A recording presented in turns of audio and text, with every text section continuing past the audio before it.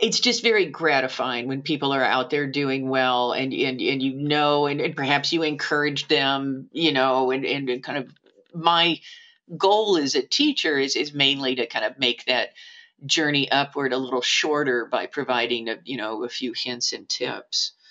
But you mentioned paying it forward. I mean, and that's what the science fiction and fantasy and horror community all work up by, right? All of the writers, people were kind to them when they were young, or not young, but newer, right? And we try to do the same. I think that's incredibly important. But the school during the pandemic, when I was so isolated, it was just me and my spouse in a house.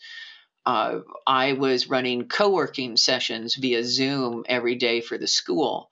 And we had 15 to 20 people every day for like months and months and months. And that saved me. It's just so important to me, kind of the support that I get from the school and administering it. But it's also, in many ways, a very selfish thing to run, because I am self-educating like a mofo all the time, because I'm teaching classes, and the best way to learn something is to try to and teach a class in it, because you've got to figure it out.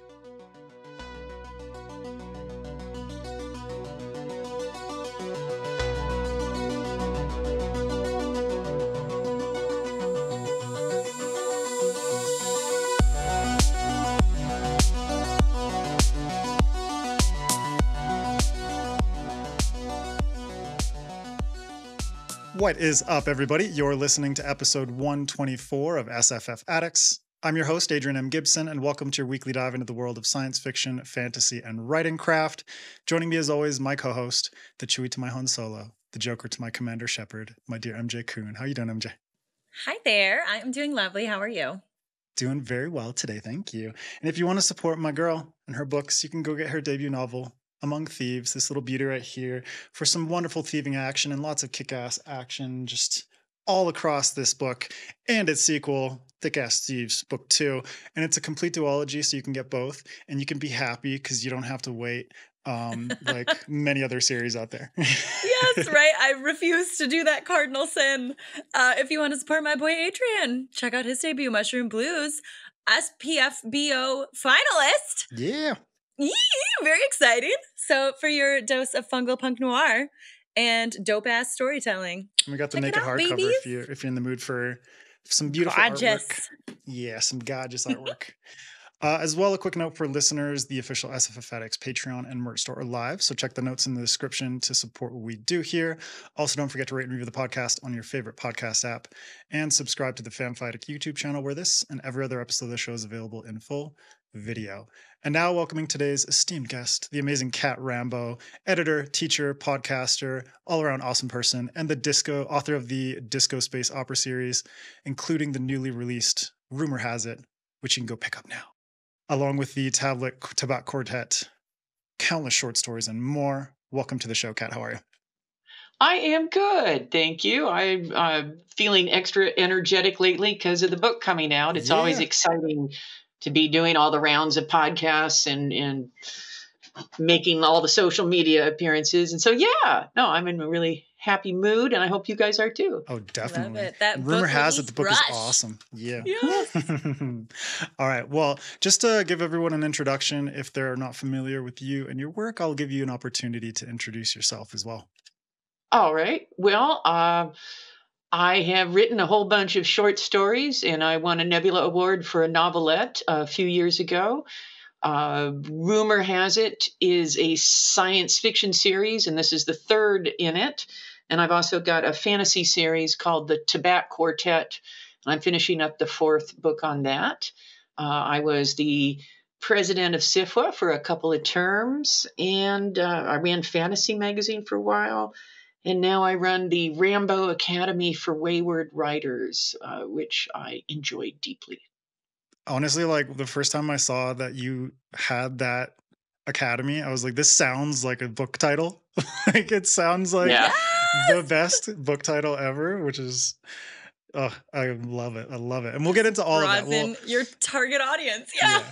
We'll get into the editing. We'll get into SFWA. We'll get into the Rambo Academy and all that. First, well, because you've got like a whole, you've got a whole slew of experience across all different areas of this wonderful and wacky world of sci-fi and fantasy writing and publishing. But let's dive into those origins, the origin story, as we always do on this show. Do you recall any particular books, shows, movies, games, anything from your youth that first pulled you into science fiction and fantasy?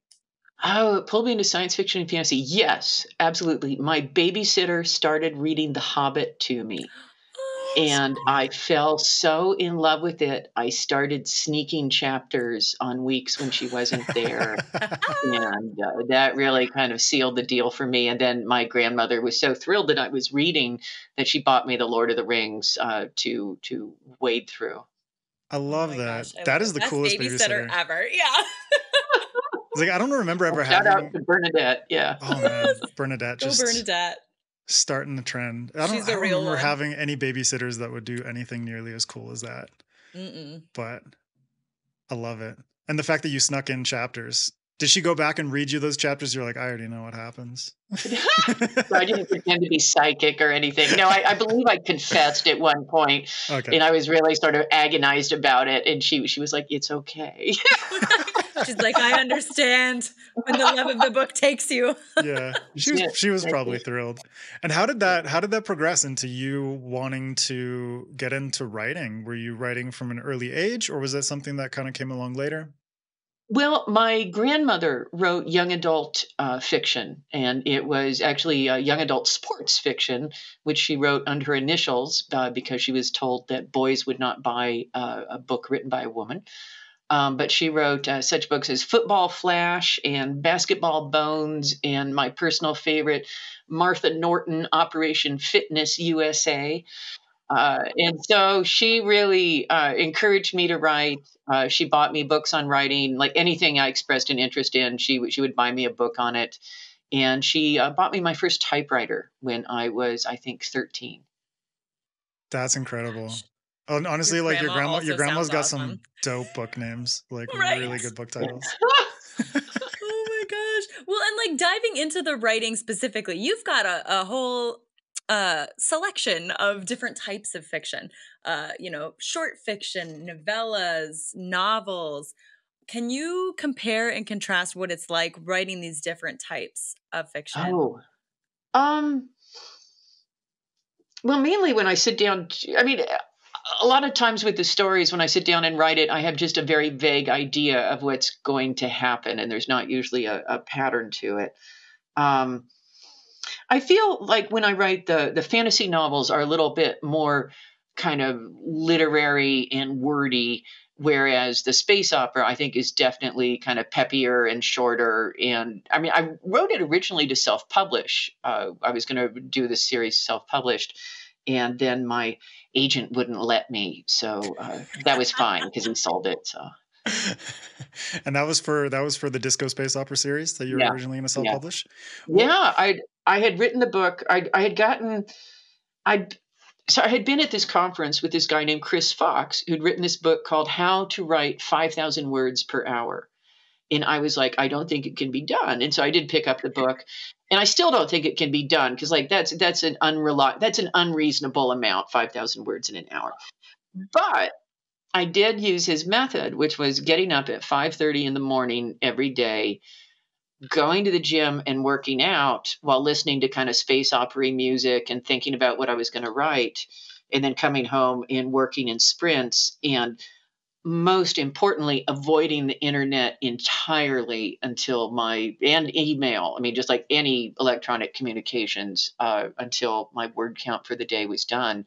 So I wrote it over the course of a month because I did hit 5,000 words a day most days. And I think that's one of the reasons.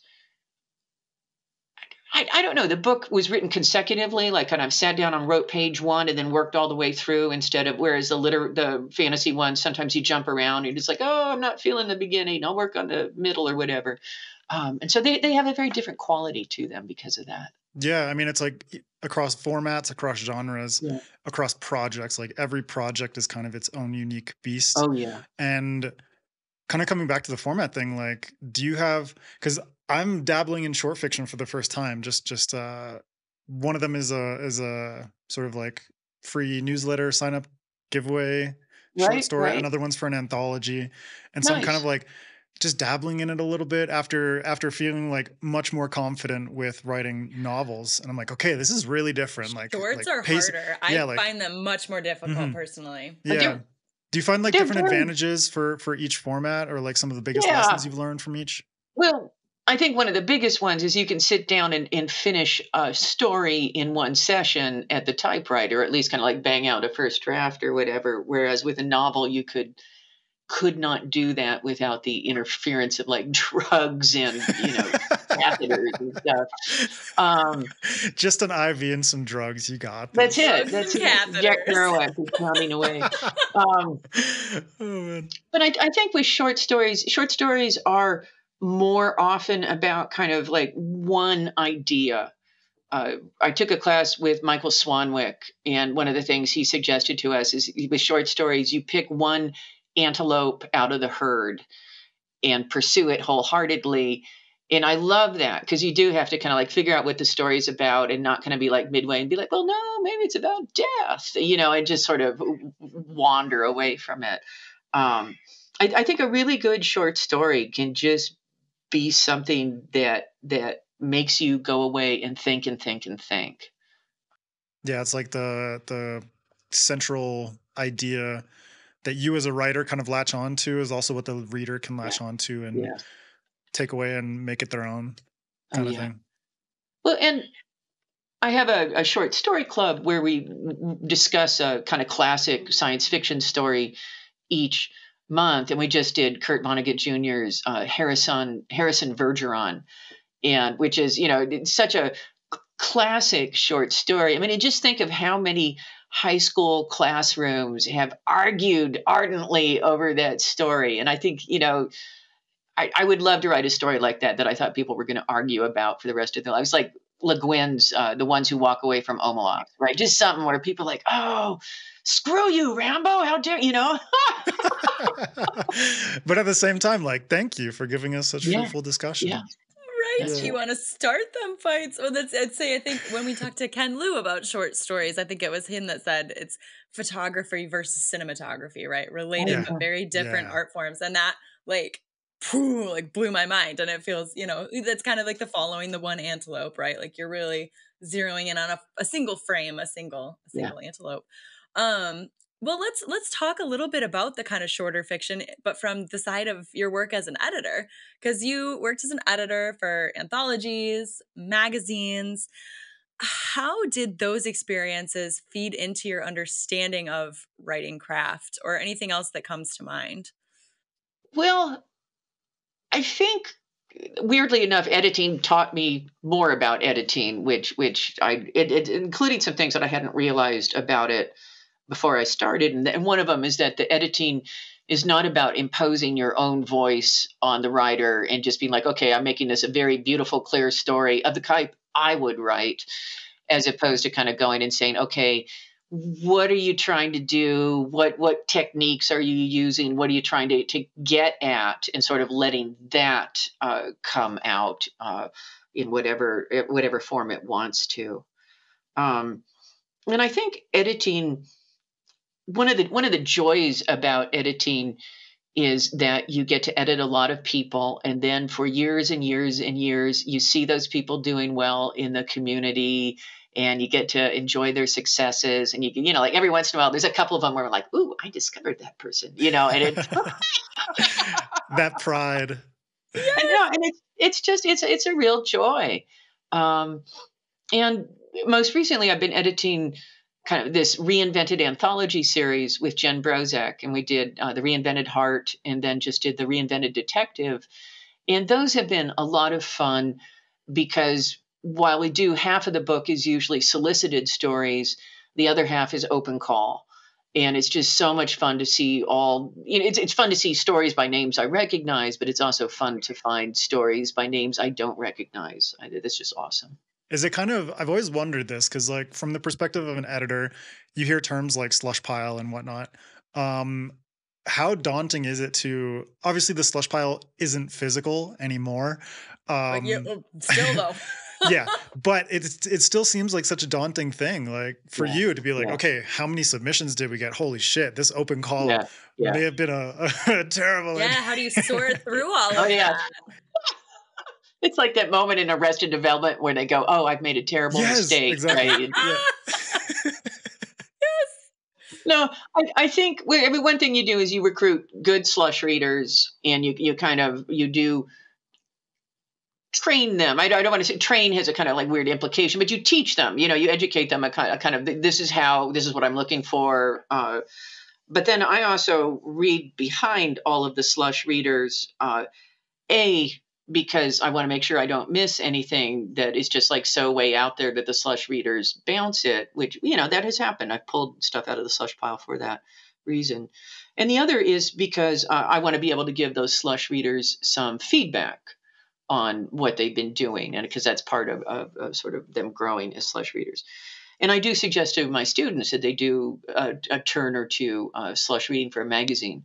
But you cannot do it for too long. I would never. I mean, one of the reasons why I like the anthology projects is it's done and over. Whereas with a magazine, it's a never ending huge mountain of stuff.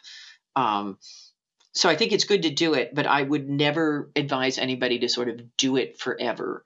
You know what I mean? I think that would kill your spirit if you were a writer. Yeah, that's how I kind of feel like about. In the self-published world, you have like competitions like SPFBO and SPSFC. I'm always like, I applaud you judges because I could not do that. The amount of books that they have to go through. Yeah. I mean, not everyone's reading like absolutely everything. Some will be like, my cutoff is 10% or my cutoff is 25%, but it's still a lot to go through. Huge volume. Yeah. Well, and I think people don't realize often with the magazines that happens where the editor is looking at the first 3 to 5 paragraphs and making the call whether to read further, from that. Yeah. And you brought up teaching a lot. And you mentioned at the jump about the Rambo Academy for Wayward Writers. I just finished season 4 of the Umbrella Academy. So it's like, I have this like, super powered kind of writer academy kind of vibe going on. I like it. I want to join. Yeah, dude.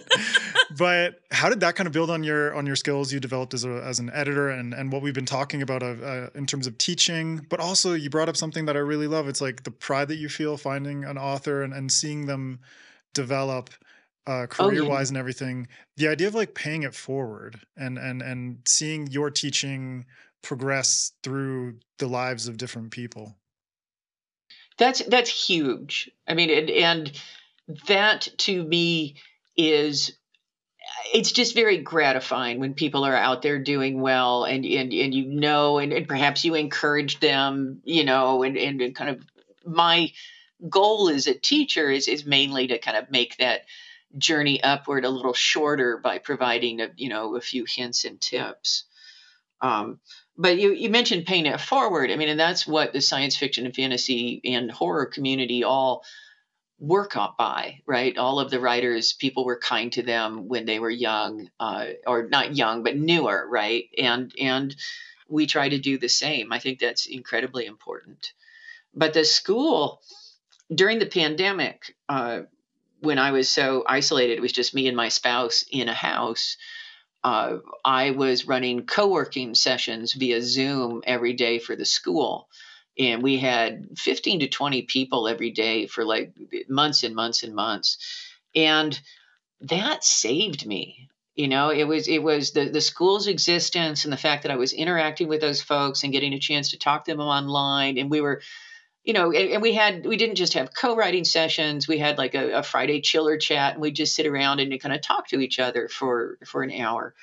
And boy, it's just so important to me, kind of the support that I get from the school in administering it.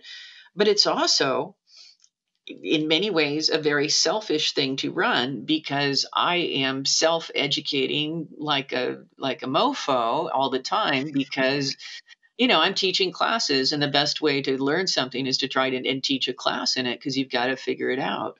And I'm doing activities. I'm running writing to prompts every week. We have the short story discussion class. We have a craft book discussion group where we work through a chapter of a writing book each month. And so I'm just always honing my skills with it. I mean, I am in many ways the Academy's biggest customer, because I'm going to every single class. You are the biggest Wayward writer of them all. That's it. I am the most Wayward. I think it's funny though, because Adrian and I talk about that all the time, that our podcast is very self-serving, because it's like we just get to talk to badass writers about how they do it. Like, works for me. And it forces you to channel your own thoughts about something, and to be like, okay, we're going to do a masterclass on X, Y, and Z. Shit, what do I actually know about this, in order to ask the kinds of questions that would serve me as like the person who wants to learn about it, the author as the person who is going to talk about it, and the listeners and viewers who are going to be the ones who are like learning about it. It's like for me, it's like the best possible feedback loop. That kind of exists. I agree. I love that idea of it as a feedback loop, because that is, I just usually just say hashtag best life, right? Best life feedback loop. That's it. Best life. Yes. Well, let's stay on the topic of community, and let's talk a little bit about SFWA, SFWA, for a little bit. You were president of the organization for 2 terms. So what were some of the biggest takeaways that you discovered about yourself personally at that time, or maybe about the takeaways about the community? Just what was that experience like?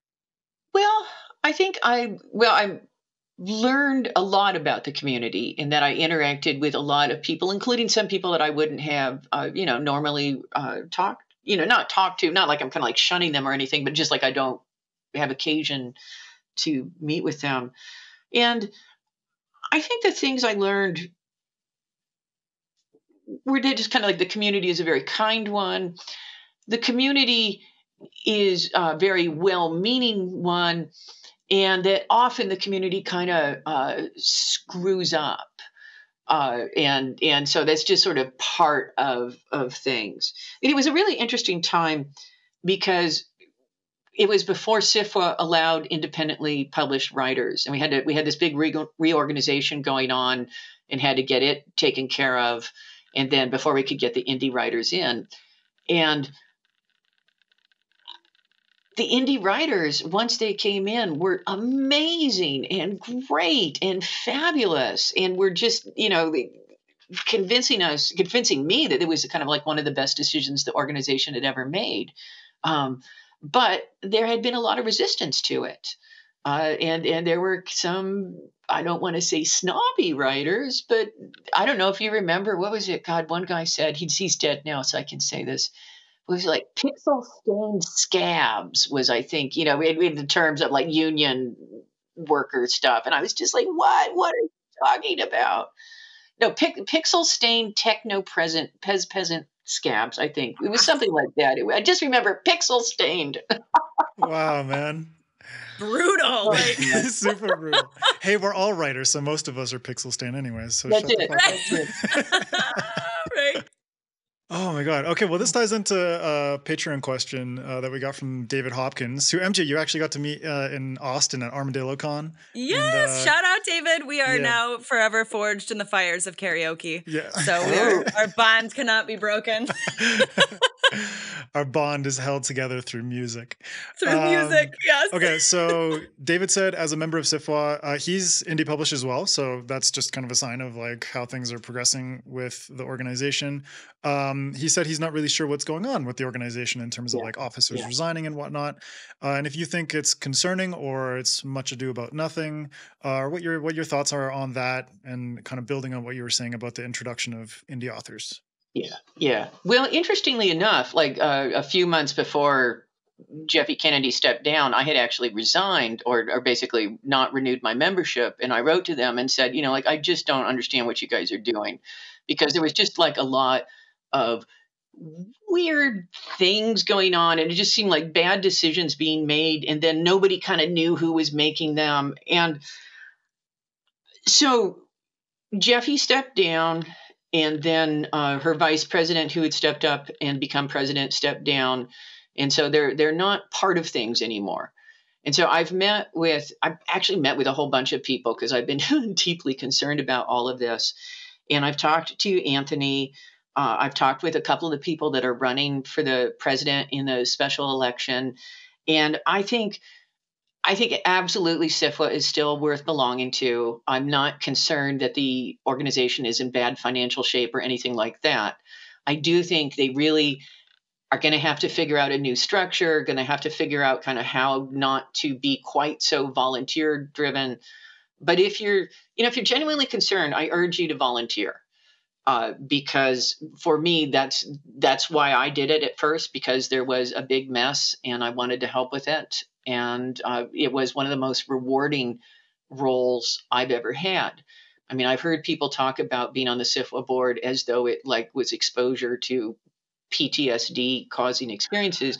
And that was never my truth. I mean, I always found being president sometimes irritating, but usually kind of really a joyful, happy, just a kind of like doing good shit sort of feeling. And so I think SFWA can be just a fabulous organization under the right leadership. Mm-hmm.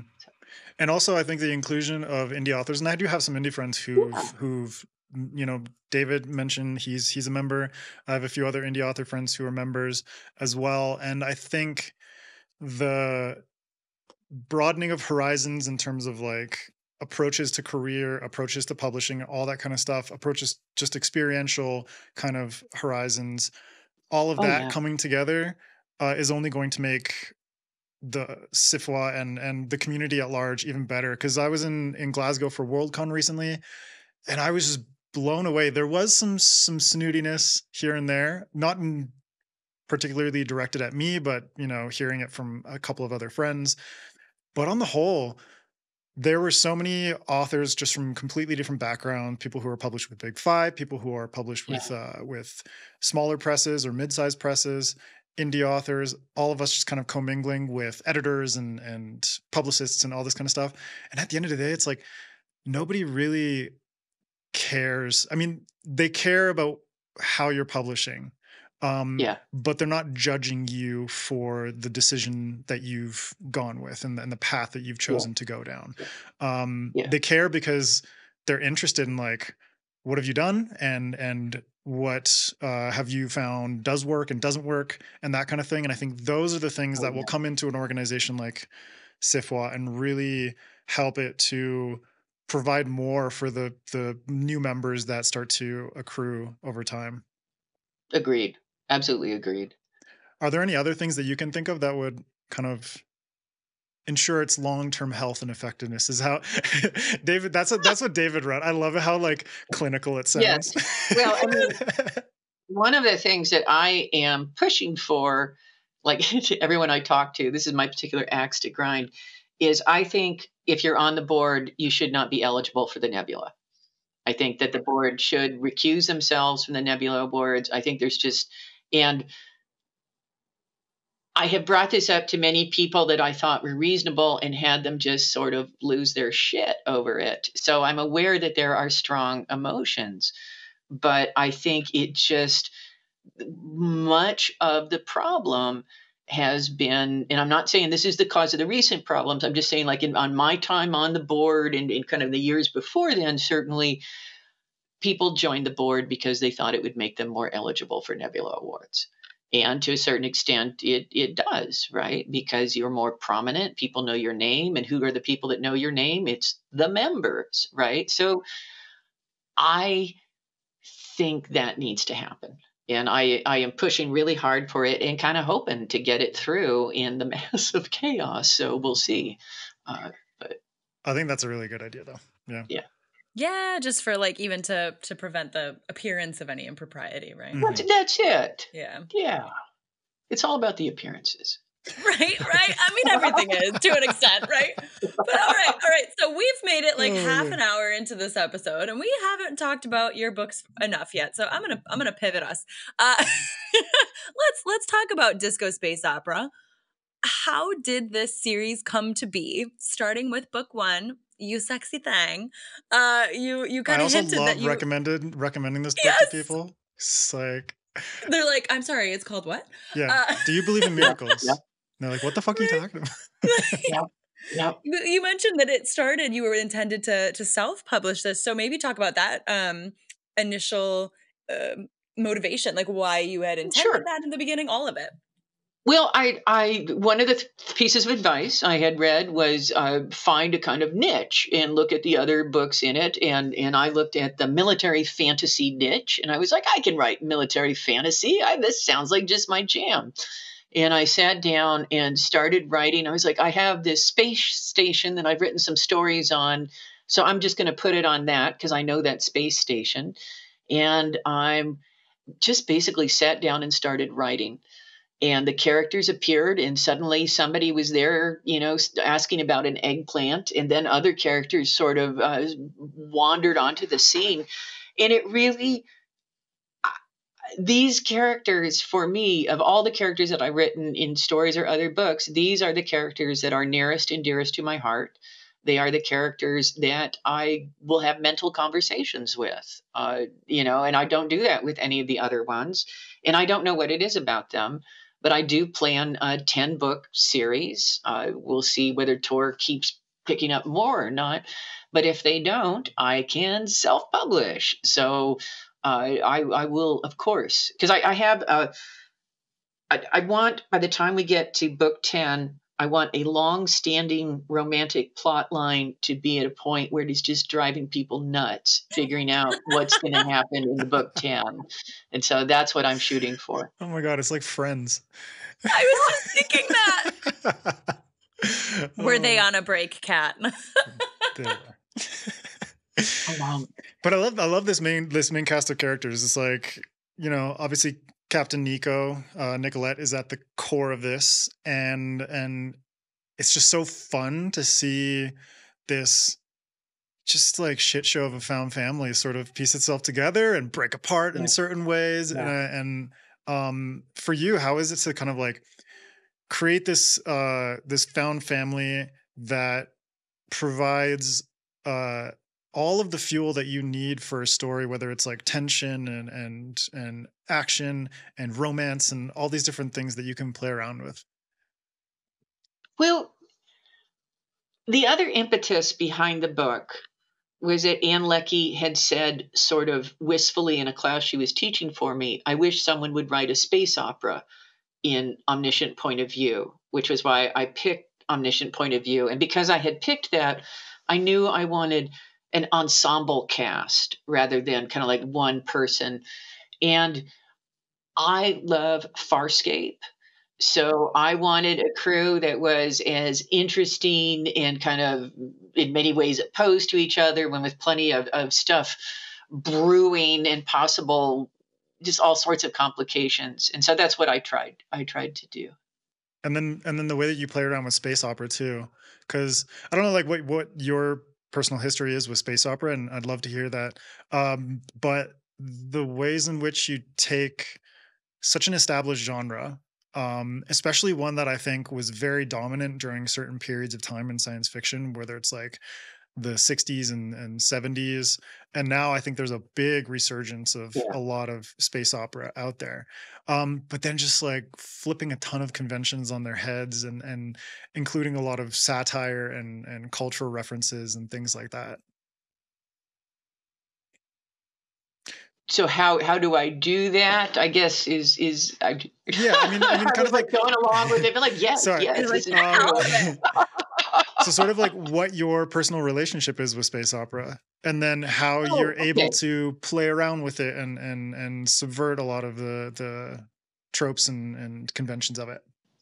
I love space opera. And I love all the kind of sloppy, silly, weird shit that happens in it. Give me a good romance and I'm perfectly happy. Give me tribbles exploding all over the decks and I'm ecstatic. To me, space opera is about fun. That it certainly it can be serious, right? In You Sexy Thing, someone dies and it is fairly serious and it affects the rest of the crew very deeply. but on the whole, I want the experience of reading it to be fun. I want people to come out of it feeling kind of happy and charged up. I particularly I want a kind of hope punk feel where it's like, yeah, even in the future, people are still going to love each other, that sort of thing. I think hope punk is like one of the, because there was a so TBRCon is like a virtual convention that I've helped out. You participated in the panel on hope punk, and that panel, I think, really, it gave me a lot of hope, a lot of optimism for the ways in which futuristic scenarios don't always have to be so dire. It's like, like people die, space stations get blown up and shit happens and terrible things are possible. But at the same time, there are so many situations where, especially when you have like an ensemble cast and a found family, that the bonds of trauma run deep, and people can rely upon each other and provide love and hope and those kinds of things. Oh yeah. And I think particularly nowadays, I think, not to say that like families are dissolving or anything like that, but I think nowadays we do have very much found family. We have our friends groups, we have, and we have so many ways of keeping those bonds kind of strong now. My D&D group, which is a whole bunch of, friends, and we have a text chain which goes on, which about a tenth of the time is about the game, and the other time is about, like, oh, let's talk about the debate, let's talk about this, blah blah blah blah blah blah. And I laugh at them because it's all guys, and I'm like, you guys are talkier than any group of women I have ever been privy to. That's what they don't. But yeah, you have you do create community now. You do have found family now. Yeah. Yeah, maybe, I mean, like, that's why so many people connect with found family stories. It's kind of like the internet acting as a vehicle for that. Like I've lived abroad a bunch, and I think more people are leaving their hometowns more than ever and going to other countries. And so it's kind of like you find solace in that, like the people that you find who ground you. And if you have stories about that too, like that's why I love MJ's book so much, because it's like these people are all like fucked up in a lot of ways, but they found each other, and that's really beautiful. Right? Yeah.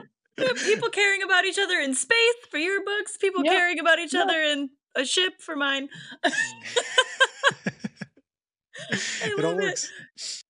I want to talk a little bit about the series. So we got You Sexy Thing, we've got Devil's Gun, and the newly released Rumor Has It. You've mentioned that you're hoping to have 10 books in the series.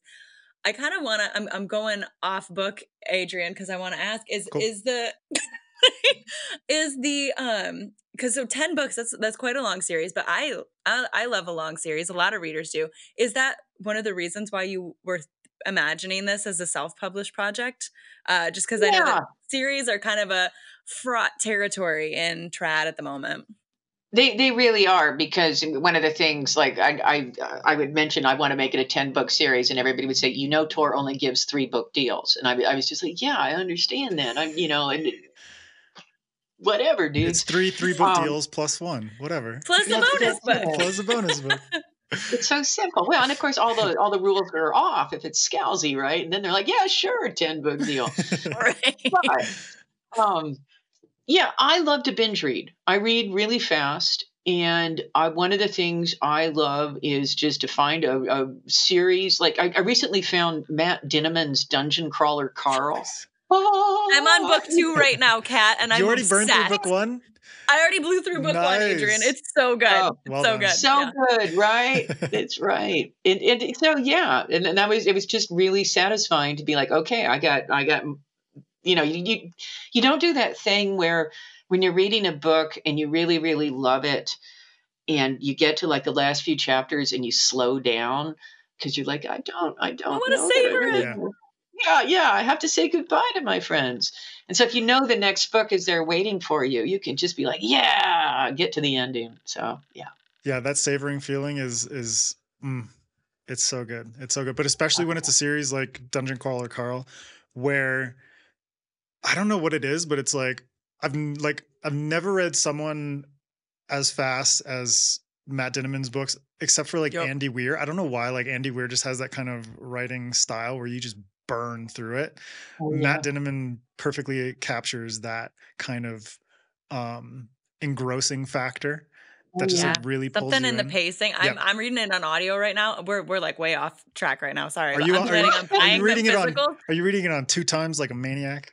Oh, I am. I always read everything on 2x on audio, but that's how I burned through book 1, Adrian. Yeah. But I want to buy the physicals because, like, you know, you want to study how they do the pacing. But I think you've got the punchy pacing is present in You Sexy Thing as well. You know what I mean? It's very fast paced and very much like, let's keep going. Well, that's thank you, because that's what I was shooting for. So yes, mission accomplished. Yeah. Do you think that's something that because it's one thing to pace a book, it's another thing to pace a series, and how are you kind of taking the lessons from each and kind of applying that to Devil's Gun, applying that to Rumor Has It, trying to keep people engaged like across many books? I did at one point. I got Shannon McGuire came and taught a class on writing long series, and that was very useful to me because she talked about kind of when you start like just kind of like seeding stuff into the first books that you know you're going to play off later, and so that's why it's good to have a kind of like idea of what you're going to do, but also that a lot of that is sort of serendipitous. Where you get to book 7 and you're suddenly like, oh yeah, that herd of deer in book 1, I'm actually going to use that, right? And there is something sort of magical about that you can trust in some ways.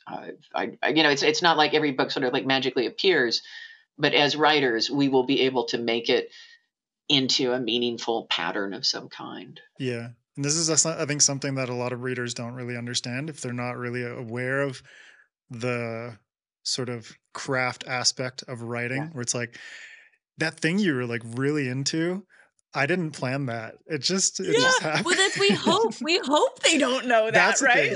That's pay no attention to the man behind the curtain kind of vibes sometimes, right? Just like, here's my magic trick, man. Don't. That's it. I planned it all from the beginning, clearly.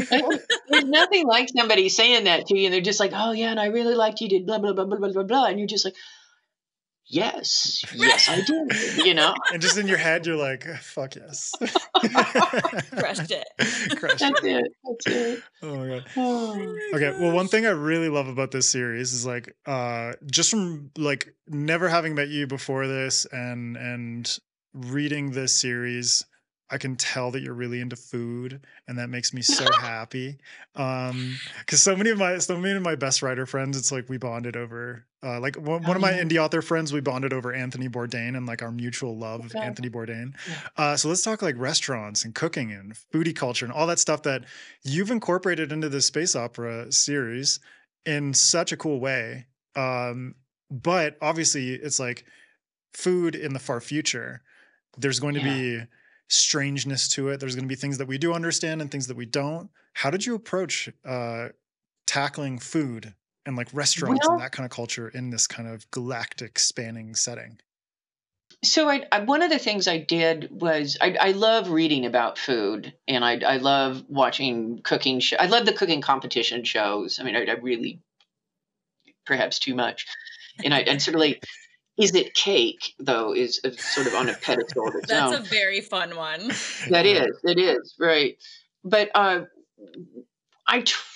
went to, this is a number of years ago at a Worldcon, I went to a molecular gastronomy restaurant called Linnea up near Chicago, which is a Michelin star place. And we had like this fabulous meal, which felt like it was out of like a Jack Vance novel, where like, like the plate that you ate one piece of food off would then turn into the thing that you ate next. And so that's like the Velcorin cuisine in book 2, which is where they, they put the flavor in a balloon basically, and you inhale it, is based on the dessert at Linnea, which was this green apple taffy balloon filled with helium, which everybody inhaled their balloon as fast as possible and got like green apple taffy all over their faces. And I was just like, I want, so you take the moments of food that you really like. I mean, that's what I have done. You take the moments where you're like, ooh, that was super cool. And now I watch and read food differently, because now I'm like, ooh, can I steal that?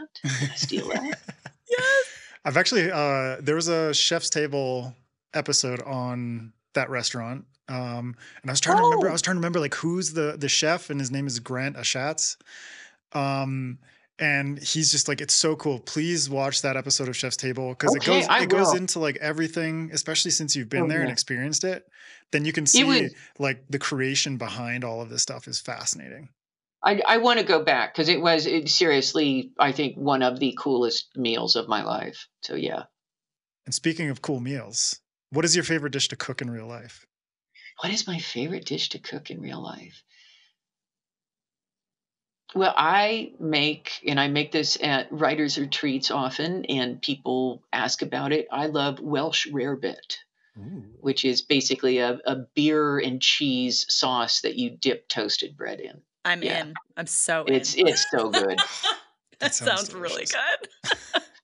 I did, when I was in SFWA, we actually did a SFWA cookbook as a fundraising thing. So it's a SFWA 50th anniversary cookbook, and I got recipes from like 113 different people.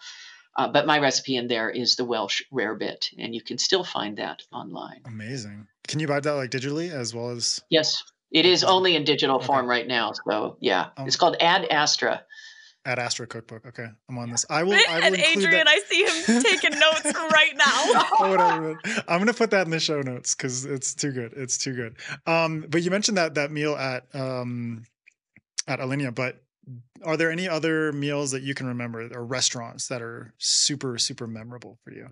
Yeah. Last year when I ran a writing retreat in this castle in Spain that was like way out in kind of like northern rural Spain. And there was a hostel near us that, people traveling, walking hostel. But they also had a restaurant. And we went down because it was like one of the last few days we were there. And we went down. It was their last meal of the season.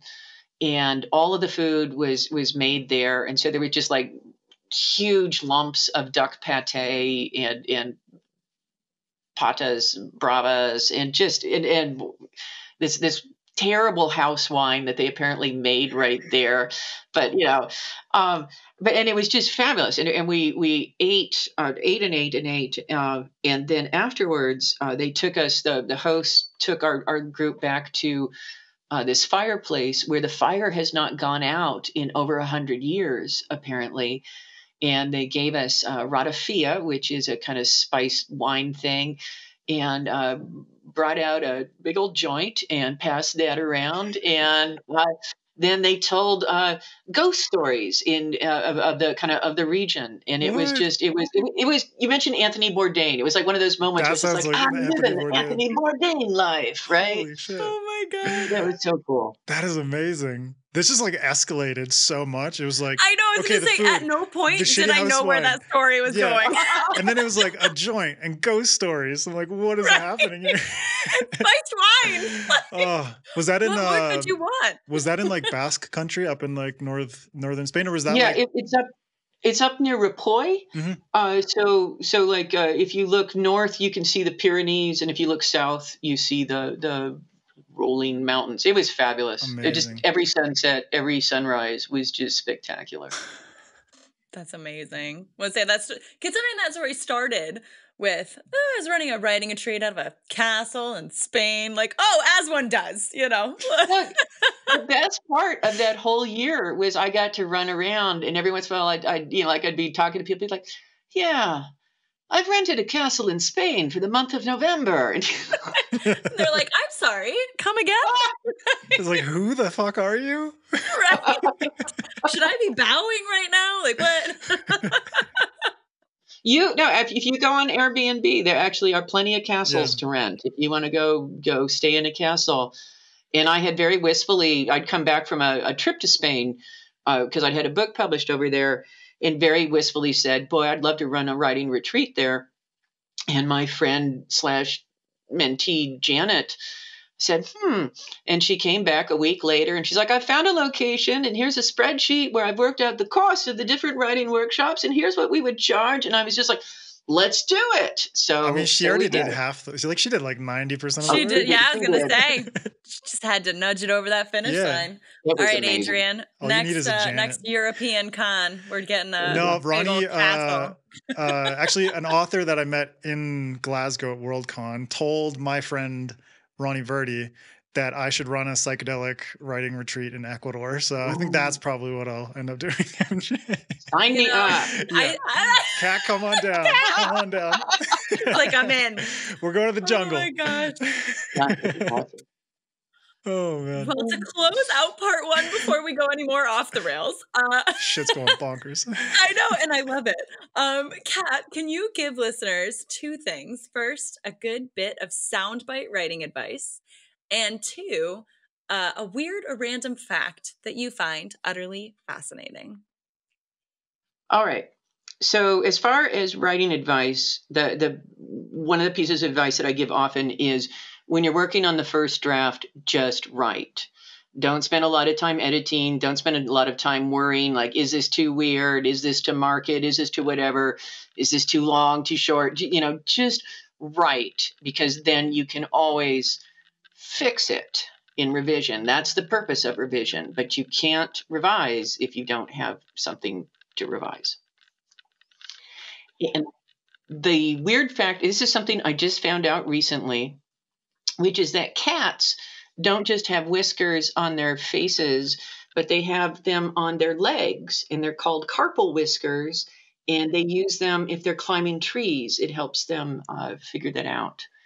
Because I'd noticed one of my cats, I was like, what are these weird whiskers on his leg?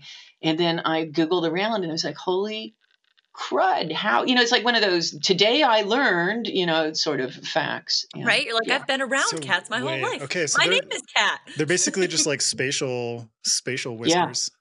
Yeah. Holy crap. Can they like they can probably like sense vibrations through them and stuff, right? That's how they feel their way around. Like, if you notice, like, I had a cousin whose cat's like burned off like on a candle, the whiskers on one half of their face, and they were like running into walls and shit because they, you know what I mean, right? Because that's how they like gauge distance and stuff. Yeah, it was wild. Like, that's how important it is for them. Yeah. Crazy. Poor cats, just like running into I know, poor little. They grew back. The story has a happy ending. Kitty was fine. Yeah.